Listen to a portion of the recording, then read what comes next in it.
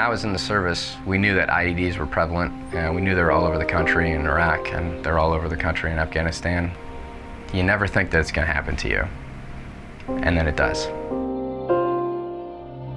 I was very fortunate where my burns were very, very small, first-degree burns. They heal.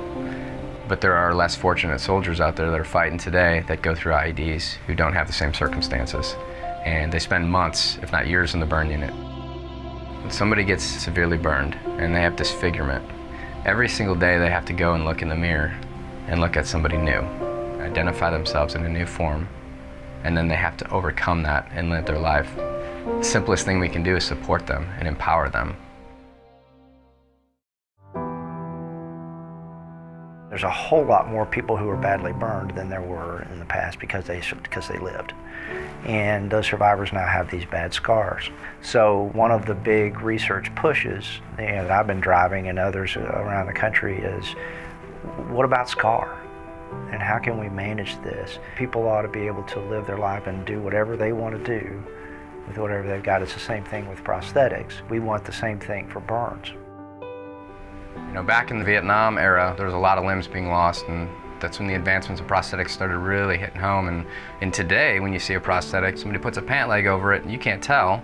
The advancements are incredible, but we're not there with burns at all. Sons of the Flag, in its infancy, started just to help one person. And there were so many patriotic people around the country that jumped on board to help us in the initial phase. We've grown it to over 20 states, and over the last 5 years, we've navigated this terrain and done incredible things like set up an endowment at a hospital to give indigent patients things like burn garments and creams so that they'll never have to worry about leaving the hospital without the proper medical stuff they need, to helping out with a family home for when the patient's in the hospital, and to the unique things like hiring fellowships. Supply sometimes doesn't meet the demand, and that's been the case in the last several years in the United States. Is we don't really have enough burn surgeons. So we need to add to the mix of doctors. So every year we hire a new doctor.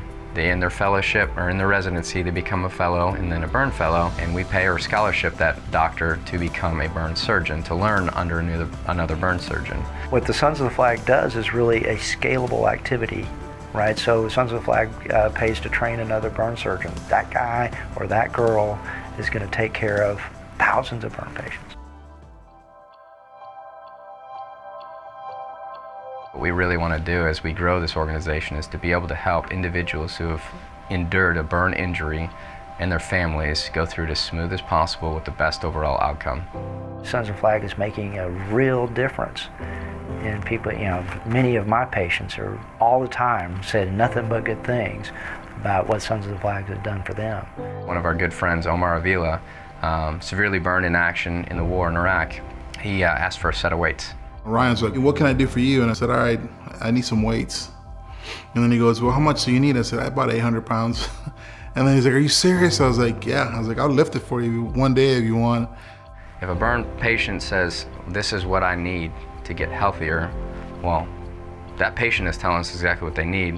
When I walk into the gym, I feel like I have no burns. My hands are fine. My body is fine, because that's where I feel at peace and normal. So we got him a set of weights, and he used them every day, and he is currently the world record holder for the Paralympics for deadlift and bench press.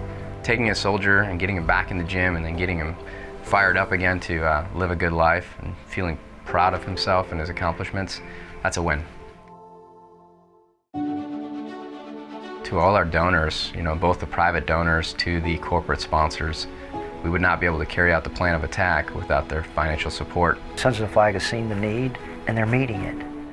Every single dollar I've always seen goes right back out to support the military, our first responders, even civilians.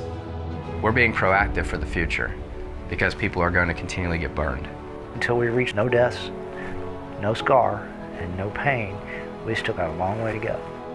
You've got to recognize these people were hurt defending me, and so I need to give every effort I can to help them.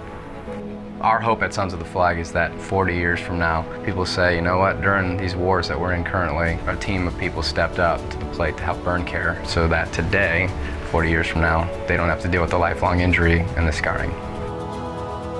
working with Sons of the Flag reminds me of how good people can be.